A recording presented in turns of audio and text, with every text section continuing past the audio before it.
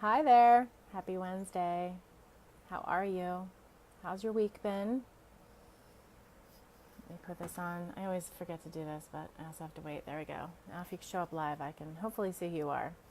So, I'm here because I had a speaking engagement on Friday. I spoke to Chem Pharma, which is maybe it's obvious, but these are professionals who have worked in and aspire to work in the chemicals or pharmaceutical industry, which also might include, biotech. This is a space that I recruited in heavily when I was a recruiter, and it's a very popular industry in my region where I am in the Philadelphia area. We're very farmer rich here. And I hadn't spoken for them in many years, since before I had kids, I believe. So it was nice to be back. I was there for the organizer's very last meeting as the organizer because he is moving on to a new stage in his life. And I'd like to say that it all went smoothly, as most of them do. Most of them, even if they run off track, there's still like a blessing in it there that I feel like, maybe I didn't deliver the content that was planned, but I delivered the content that was most needed. And so I was a little bit more in the flow, and I wanted to make sure that I understood the needs and address questions. And a lot of the questions came up. And sometimes I'll say, hold your questions, because I'm sure I'm going to address it. And then other times I'm going to be like, everybody has their own situation. And sometimes when I talk about habits, which is what I was there to talk about, there's so much personalization around the best way to identify forming habits for yourself. So I wanted to get a sense of the room. I let them participate. It was very interactive, but a couple times it went a little bit off track, off topic. And one of those times was when the organizer shared a sense of frustration. So he was very honest, and then he was afraid that, maybe he was sounding a little bit harsh. But, we were talking about how sometimes when life happens, you get thrown off track.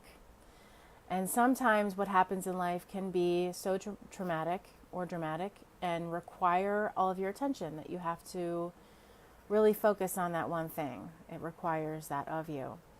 And then there are times, as this organizer shared, that there are people who tend to stop life when minor things happen, or they have a pattern of minor things happening. Minor things as in,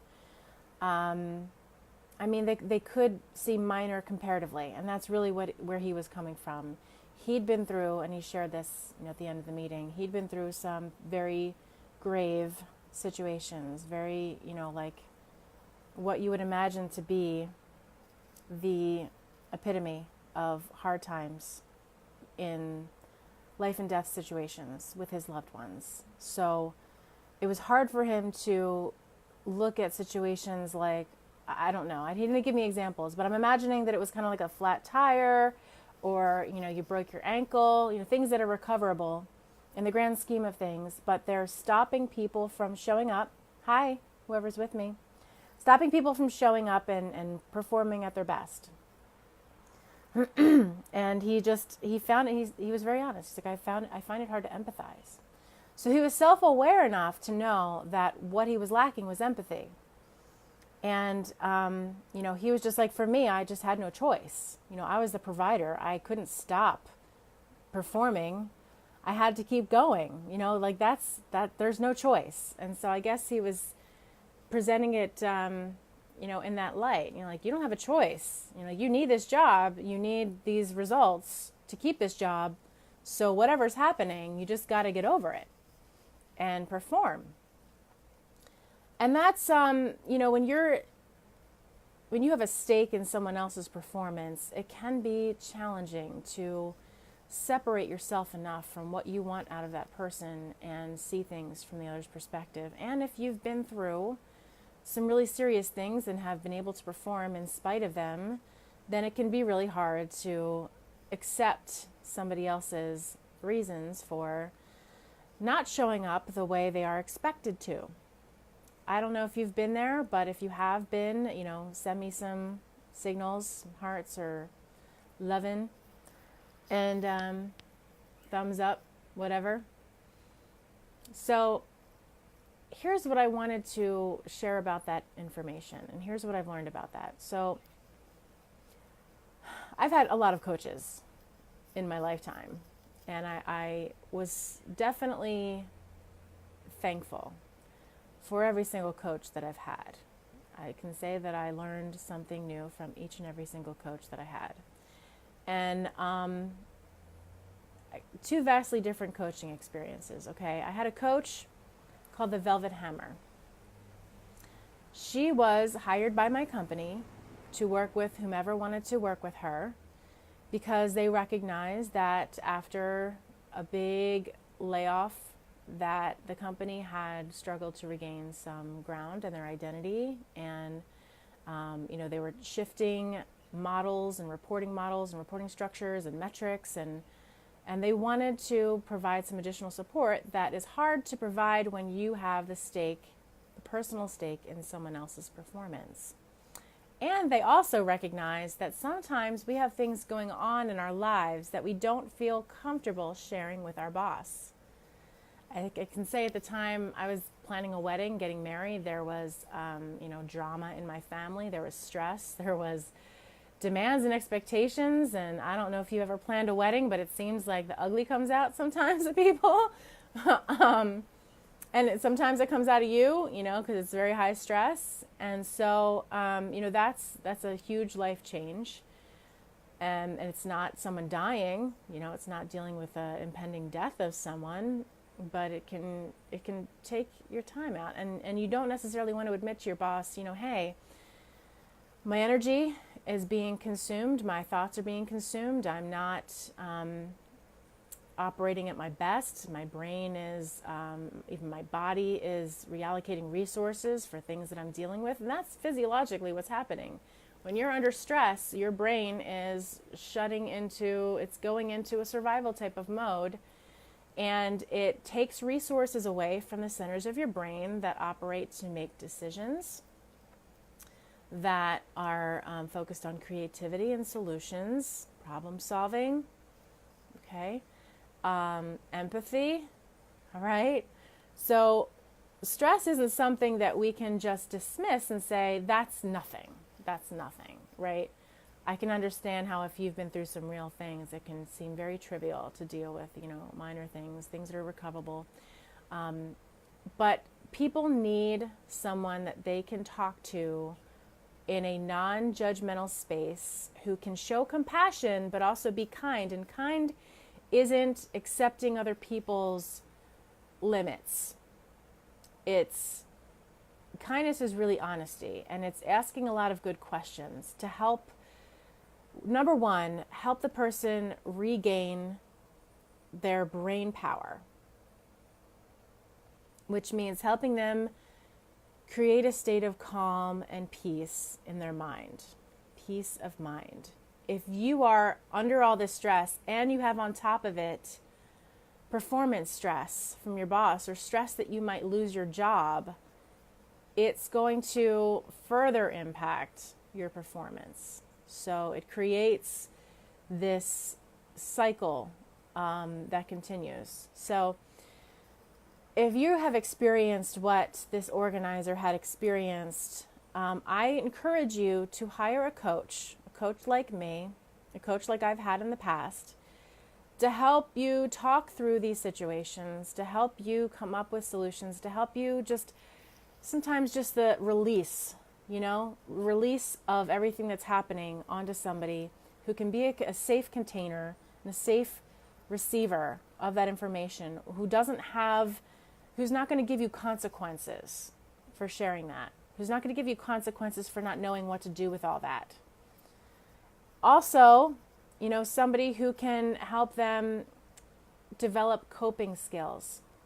Because here's what this organizer, I don't know what his growing up life was like. I don't know if he was somebody who grew up with a lot of hardships and therefore he developed some resilience muscle. And so these things that he experienced later in life that were very serious, he just had that experience of knowing that, he's going to come through it, and that, this is what happens and you just have to perform through it. That's possible. It could also just be his demeanor. strengths that he was born with, things that are literally in your DNA that enable you to be more adept at handling crisis situations. A strength that he might have had. So he also could have been what Gretchen Rubin would call an upholder. Gretchen Rubin talks about habits. She's one of my favorite authors. She's written several books, one of which is Better Than Before, and the 4 tendencies. So the 4 tendencies are what you want to know about yourself before you can effectively know how you should develop a strong habit. And there's an upholder.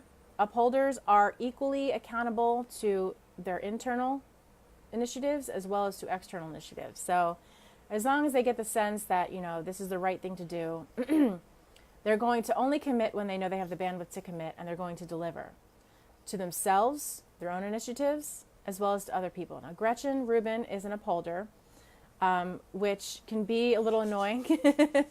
Upholders can be annoying for the people who aren't upholders, because it looks like they've got it all together, like they can make us feel bad about ourselves. But I encourage you to read Gretchen's book, because she has a great sense of empathy and understanding for all the different other tendencies. And if you're an upholder, it can be very hard to understand how other people aren't just delivering, how they're not just being dependable, how they're not just performing the way they're expected to. So know this about yourself, right? I taught this kind of self-awareness to business students at Drexel so that they can understand, based on the MBTI, the Myers-Briggs Type Indicator, that not everybody thinks the same as you. Not everybody operates the same as you. And if you can understand that this is the other person's preference, they prefer and they work better when they're working up to the deadline, as opposed to, planning. And even Adam Grant has talked in the originals about how sometimes, the more creative people are just letting things marinate until, up to the deadline, and then suddenly things come out. Some people genuinely just operate better like that. So if you're an upholder, it can be hard for you to understand why other people just aren't delivering. You might have a rebel on your hands. Rebels, that's kind of self-explanatory, but rebels don't want things to be other people's ideas. If they sense for a second that it's your idea, that you have somehow convinced them, talked them into, motivated them, to do something, and it wasn't for their own reasons, then they can turn off. And they can, and if you have a rebel that's going through something personal and you're not trying to empathize, that gives them fuel and justification to not deliver for you. Because they're like, you don't care what's going on with me. You only care about this number that you have to deliver to your boss. And even though they should be expected to deliver because that's their job, they're going to say, yeah, but fire me, I guess. That's the worst that can happen, right? Then you have obligers. And obligers will totally deliver for you, but they might mean neglecting things at home. And the things at home that are falling apart because they're not paying attention to them, because they're totally accountable to you, eventually will lead them to burnout, snap even, like mental breakdown we're talking about. So very serious issues. If you understand that about your person, then the best thing for you to do is to either do this, you as your boss, as the boss. This is a coaching function, so you can, if you know this isn't, if you're too invested in their performance and you need to separate, then hire a coach to do that for you, right? Hire a coach to check in with this person and say, hey, you can be accountable to me for the things that are important to you. Okay, I will help you make sure that you take care of the things at home, because I know that if those things at home continue to fall apart, you will break. All right. Then there's me, the questioner. Now, I know that, for instance,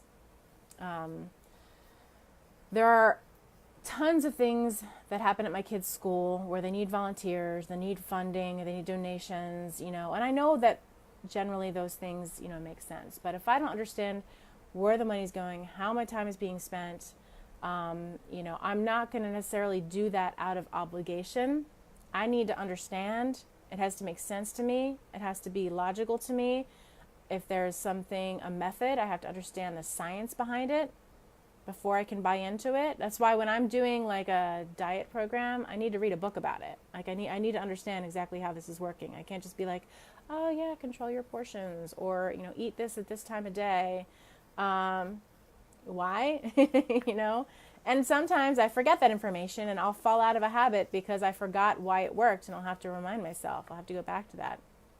I know that about myself. So knowing that, if you have a questioner, and actually most people are questioners, most people fall into the questioner bucket, then you can re-engage them by re-explaining why things are done the way they're done. What is the outcome, and make sure that that's in alignment with what resonates with them, with what they want too, right? So you have to find that out first, or you have to get a coach to find that out for you. All right.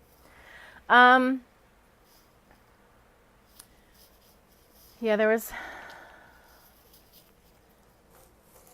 I know some people have a pattern of crises. They always seem to have something going haywire in their life. And that's something that they need a gentle awareness around. They need somebody, again, who's non-judgmental, compassionate, to help them raise their awareness about that. And also to help them initiate habits that help them deal with things on a regular basis. Identifying the patterns is the first key to breaking these patterns, okay?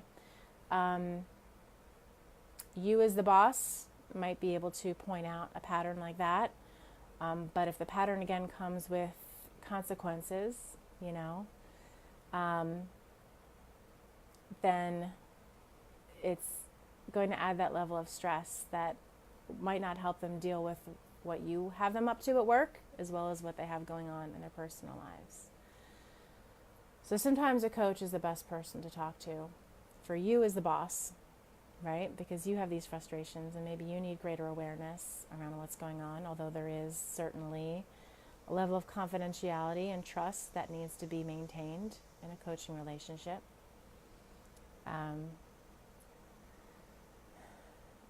There was so if you have this problem as well, and there's people on your team, you're going to need to let them go.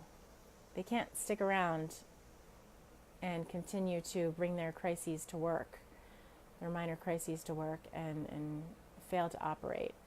And at the same time, some of these might be protected conditions, and some of them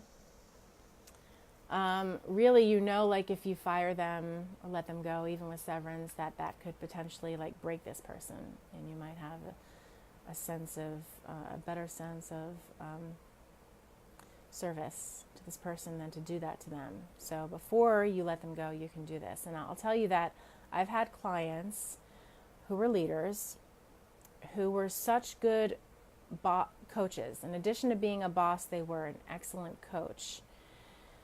And some of them were even consultants, so they really couldn't hold the job over someone else's head, and that's a challenge, because you're not going to get the best performance out of somebody by holding the job over their head. Subconsciously, they know, if I don't perform, I could get fired, right? Some people are in denial that can happen at the same time. Some people don't see it coming, and you don't understand why they didn't see it coming. And then some people, will understand that you're really trying here. You're doing everything possible. You have provided them with as many accommodations as you know how to accommodate. You have given them a coach. And if they really feel like you're showing up for them and they're not showing up for you, many of them, just out of their sense of ethics, will make the decision easy for you and decide to leave on their own fruition. So that happens too. Even the people that you feel like are just being spitefully underperforming, if you really put it out there, put everything out there for them to support them in delivering the way you want them to deliver, and they still fail to deliver, some of them will make the decision easy for you. I had a really cool happy hour with one of my former coworkers last week, and he was talking. He's a boss, and he was my mentor, And he was talking about a guy on his team who just didn't like mornings. He just didn't do mornings. You know, he loved sleep. He's a big fan of it. And 8 a.m. meetings, just he couldn't do them. So my former mentor, rather than putting the hammer down, put him in touch with people on the West Coast team so that he could operate on the hours that enabled him to thrive and perform at his best. And he didn't mind those late night phone calls, you know, to other parts of the world. It worked out kind of really great. And he's performing now, which is great, right? So,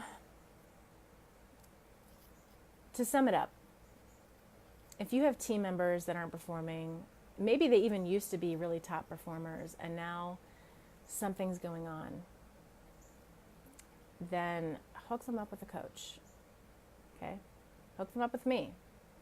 I would love to help them. I would love to be a compassionate, empathetic listener for them. I would love to ask them really good, hard questions that enable them to increase their self-awareness.